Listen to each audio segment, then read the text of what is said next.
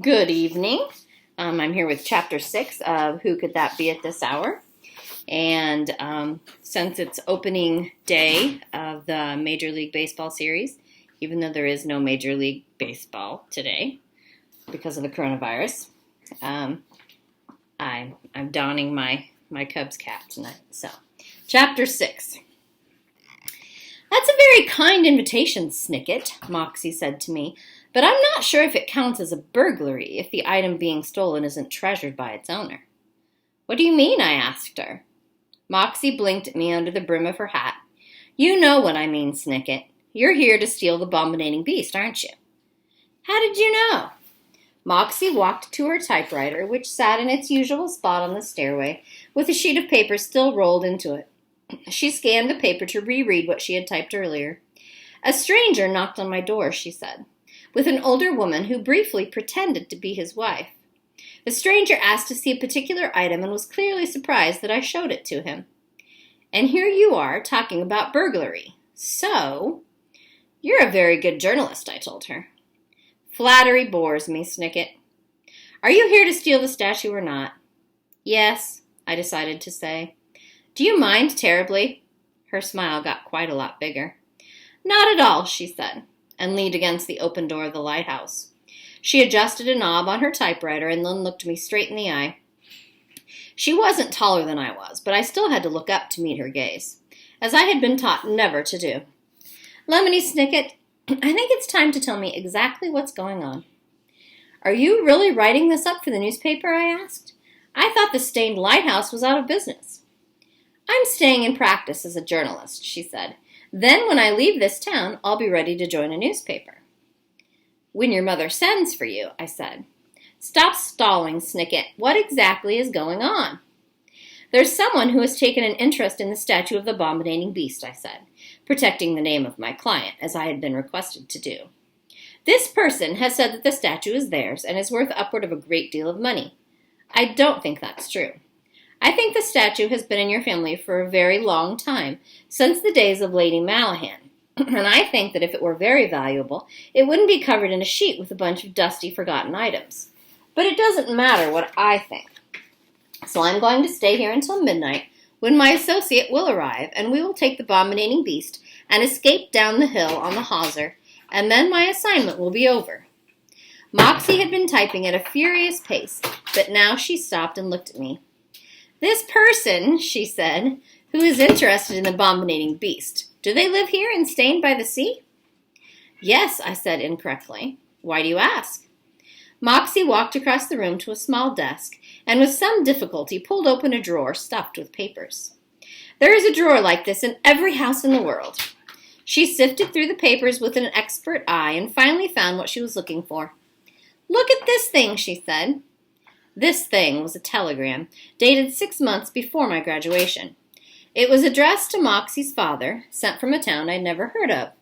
In the old code of telegram writing, the end of each sentence was marked with stop, which made the message even more confusing than it already was. Greetings, sir. Stop. I am very interested in a certain statue. I believe is in your home. Stop. I believe it is called the Bombinating Beast. Stop. If you are willing to sell it to me, I believe you will be pleased with the price I am willing to pay. Stop.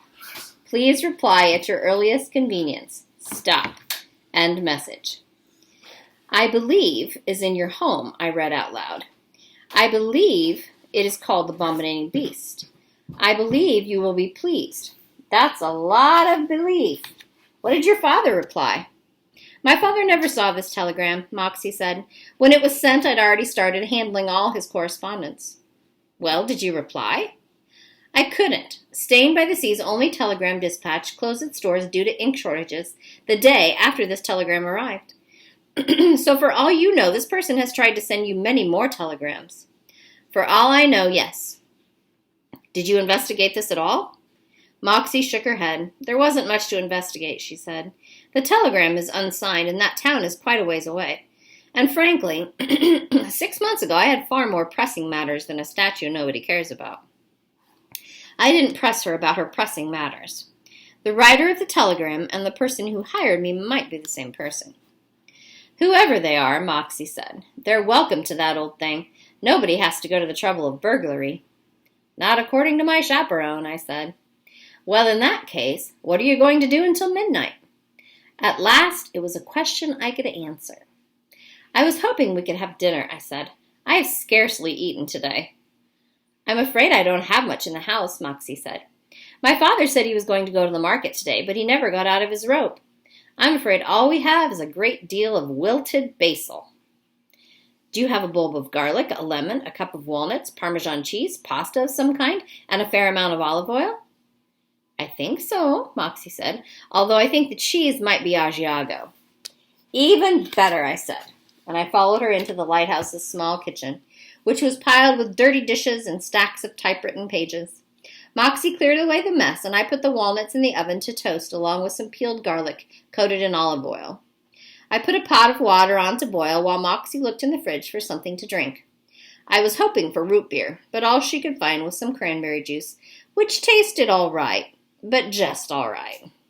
Together we plucked the leaves of the basil from the stems, grated the cheese, and squeezed the juice from the lemon, pausing to pick out the seeds with the tines of a fork, decorated with an image of the abominating beast. Then I put the pasta into the boiling water and mixed the remaining ingredients together, and soon we were sitting at the small wooden table, which wobbled slightly from a chipped leg, eating big bowls of orecchiette al pesto. It was just what I needed. I finished, wiped my mouth, and leaned back in my chair, which was just as wobbly. Moxie finished her cranberry juice.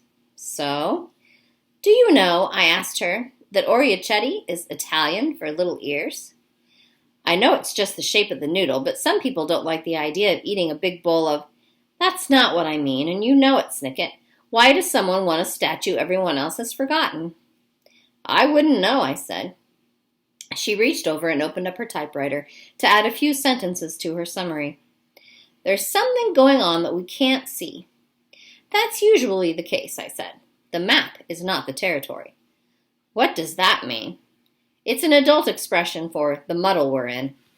Adults never tell children anything. Children never tell adults anything either, I said. The children of this world and the adults of this world are on entirely separate boats and only drift near each other when we need a ride from someone or when someone needs us to wash our hands.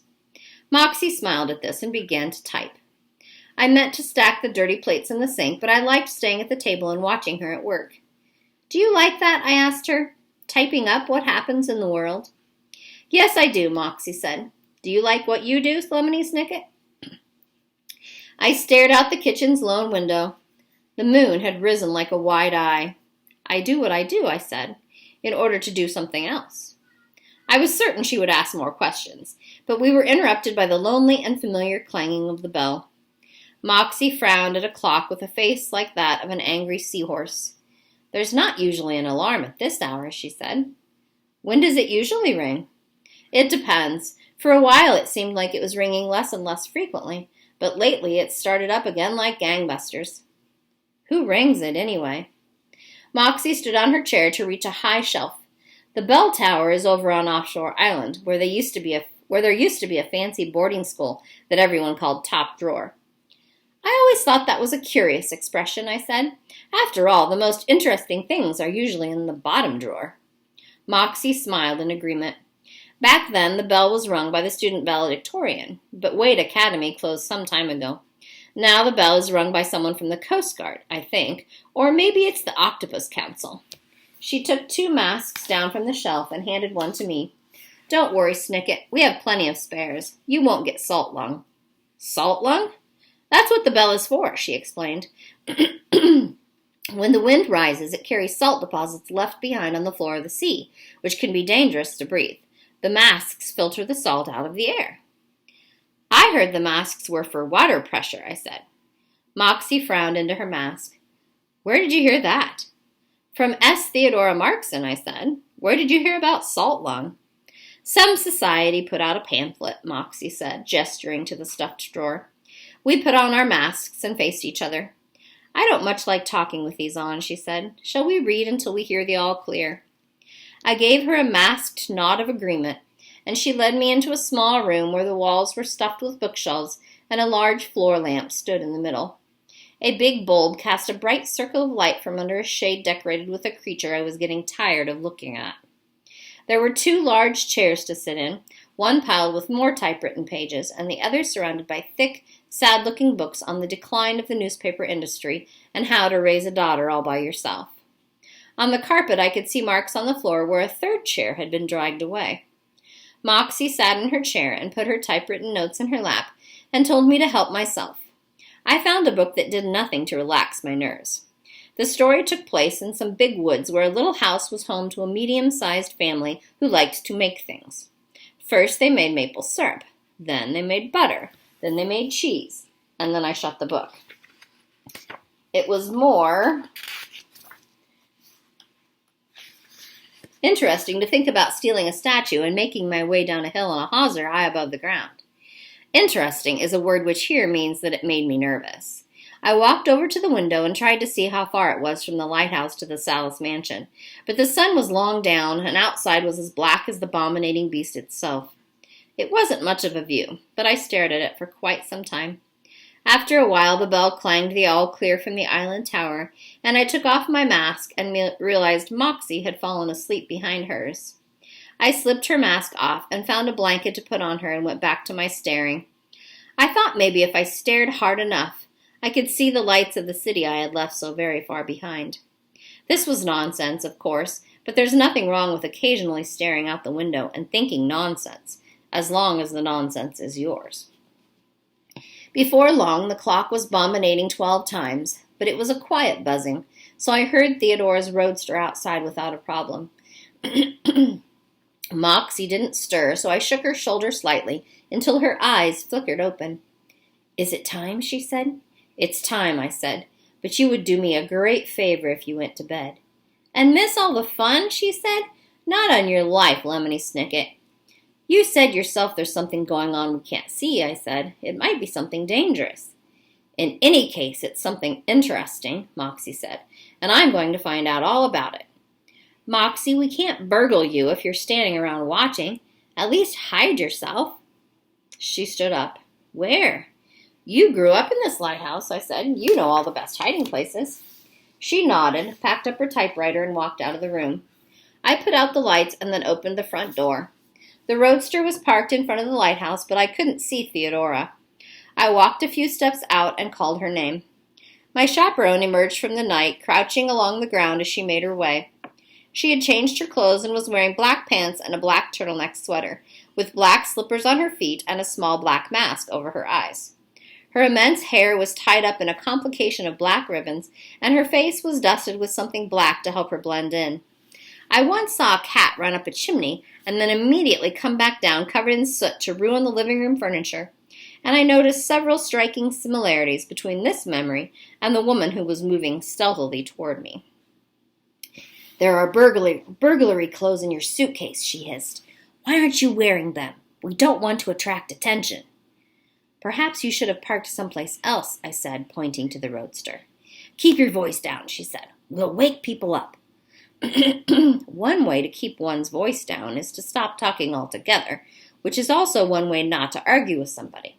I beckoned to Theodora, and we slipped into the house and made our way up the spiral staircase, Theodora pressing herself against the walls of the lighthouse and swiveling her head this way and that, and me walking like a normal person.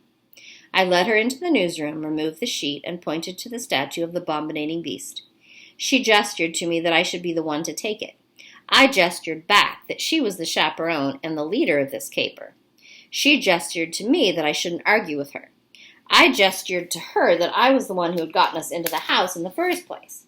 She gestured to me that my predecessor knew that the apprentice should never argue with the chaperone or complain, and that I might model my own behavior after his. I gestured to her, asking what the S stood for in her name, and she replied with a very rude gesture, and I grabbed the statue and tucked it into my vest. It was lighter than I thought it would be, and I felt less like a burglar and more like someone who was simply carrying an object from one place to another. I opened the window and reached a hand down into the darkness until I could feel the hawser rough and cold against my palm. This made me feel more like a burglar. I held it steady for Theodora to grab with both hands, and then I lowered myself after her. I couldn't reach to shut the window, but I figured Moxie would do it once she came out of hiding.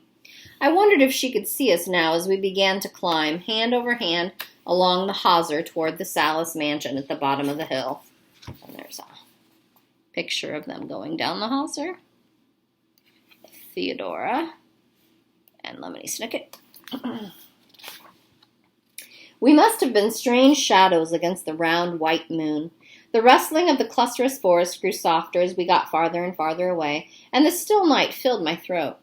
I was not as high up as I thought I would be, and the hawser stayed steady as we continued our descent. In the moonlight, I could see the trees below us, the thin branches all folded together like laced-up shoes, and the leaves looking lonely and uncomfortable. I could see the small white cottage with something glinting in one of its windows, some small object that was reflecting the light of the moon. What I did not see was a candle, as Theodora had told me there would be, to signal that all was clear. "Snicket," Theodora said, "this would be a good time to ask me a question." "Why?" I tried. "Because I am somewhat afraid of heights," she answered, "and answering an apprentice's question would be a good way to distract me." "Okay," I said, and thought for a moment. "Do you think this is the way the statue was stolen?" "Absolutely," Theodora said. "The Malahans must have climbed down the hawser, grabbed the statue, and gone back out the way they came." "I thought you said they came in from the parlor," I said, "by sawing a hole in the ceiling and letting gravity do the rest." "That was an early theory of mine, yes," Theodora said, "but at least I was half right. Gravity is involved. This would be a much harder climb if we were going up this hill instead of down." What Theodora said was true. It would have been much harder to move hand over hand up the cable, but she had also said the thieves had gone back out the way they had come. Arguing with my chaperone, however, probably would not have distracted her from her condition. There was a word for a fear of heights, I knew, but I couldn't think of it. Something phobia. "How do you think the thieves got into the Salas mansion?" I asked. "Through one of the windows of the library, of course," Theodora said. "The hawser goes right there." "Mrs. Salas said the windows are always latched," I reminded her. "Well, they're not latched now," Theodora said. "Look, the butler is giving us a signal that all is clear." Sure enough, I could see the faint shape of the open window right where the hawser ended, and in the middle of that shape was a faint light. Hydrophobia, I thought. No, Snicket, that's the fear of water. The light did not look like a candle, as it was not flickering, and it was bright red in color. A bright red light reminded me of something that I also could not quite remember. Agoraphobia, I thought. No, Snicket, that's the fear of wide open spaces. "We're almost there," Theodora said. "In a minute, the Bombadanian beast will be returned to its rightful owner, and this case will be closed." I did not answer, because it had come to me all at once like a light turning on. It was the red flashlight the officers Mitchum had on top of their car. An acrophobia is the word for a fear of heights. I let go of the hawser and fell straight down into the trees.